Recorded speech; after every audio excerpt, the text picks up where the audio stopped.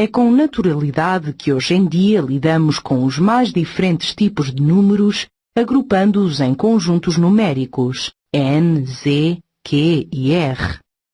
Na natureza, por exemplo, é fácil verificar a existência dos chamados números naturais 1, 2, 3. Basta verificar o número de pétalas de uma flor, o número de patas de um animal, o número de pessoas, etc. O conjunto dos números naturais representa-se por n. Quando se adicionam ou multiplicam dois números naturais, obtemos sempre um número natural. No entanto, o mesmo não se passa em relação à subtração e à divisão. Por exemplo, pensando em dinheiro, se eu tenho 10 euros e devo 30 euros, tenho um saldo negativo de menos 20 euros.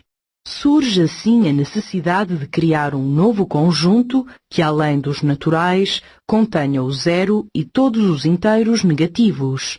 Esse conjunto designa-se por conjunto dos números inteiros relativos e representa-se por z. Por outro lado, se quiseres partilhar equitativamente 5 maçãs por 3 pessoas, sabes que cada pessoa fica com uma maçã e 2/3. 2/3 é um número fracionário. A sua divisão não dá um número inteiro. Portanto, se ao conjunto z adicionarmos todos os números fracionários, criamos um novo conjunto, o conjunto Q, designado por conjunto dos números racionais. Nesta aula, vamos tratar deste conjunto de números. Contudo, a criação de novos números ainda não acaba aqui. Já na escola pitagórica surgiram outro tipo de números, como a raiz quadrada de 2, ou o número φ, número de ouro, ou mesmo π. A estes números dá-se o nome de números irracionais, que reunidos com o conjunto dos números racionais, dão origem ao conjunto dos números reais.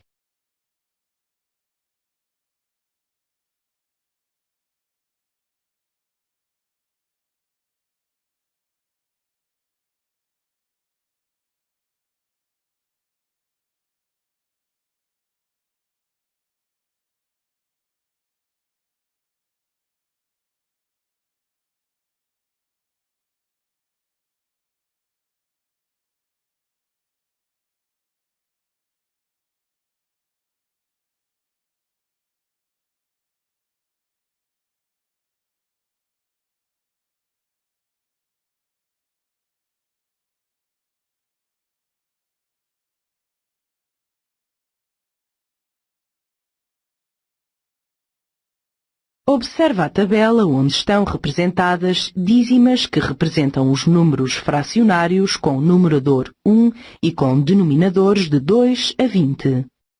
Marquemos com F as finitas e com I as infinitas. Observa as dízimas finitas. Quais os seus denominadores? Verifica que 2, 4, 8, 16 são potências de 2 e que 5, 10, 20 são múltiplos de 5 e, excluindo 5, são pares. O que têm em comum estes números? Facilmente verificas que os números em questão aceitam na sua decomposição em fatores primos apenas os primos 2 e 5. Visto que estes números são os únicos primos que entram na decomposição das potências de 10.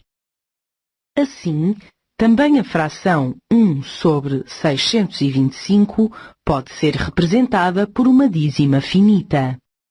1 sobre 5.000 é igual a 0,0002.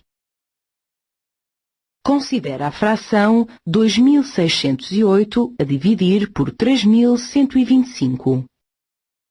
Neste caso, o numerador é diferente de 1, mas podes pensar nesta fração como sendo o produto de 2.608 por 1 sobre 3.125. E neste caso, como 3.125 é igual a 5 elevado a 5, a dízima que representa a fração também é finita.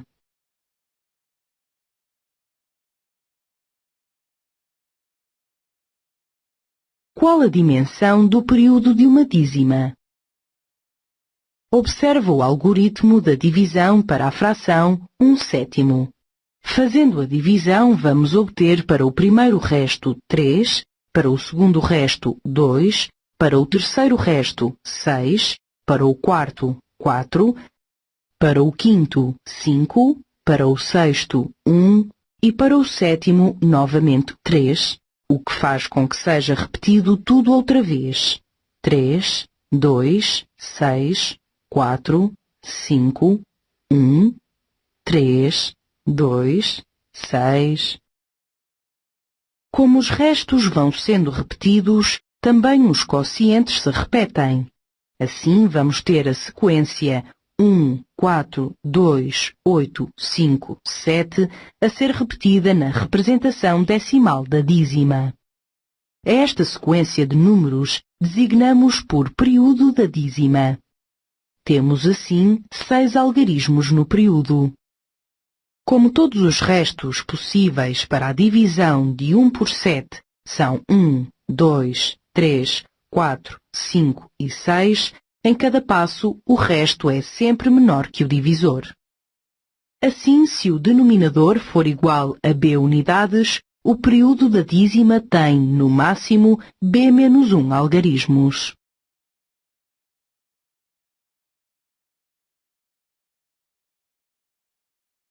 Como converter uma dízima finita, ou infinita periódica, numa fração? Quando a dízima é finita, facilmente a consegues converter. Já conheces este procedimento há muito tempo. A dificuldade surge quando a dízima é infinita periódica. Considera, por exemplo, a dízima 0,444444. Para a converteres numa fração, deves proceder do seguinte modo. Multiplica ambos os membros da equação por 10. Subtrai membro a membro as duas igualdades e obtens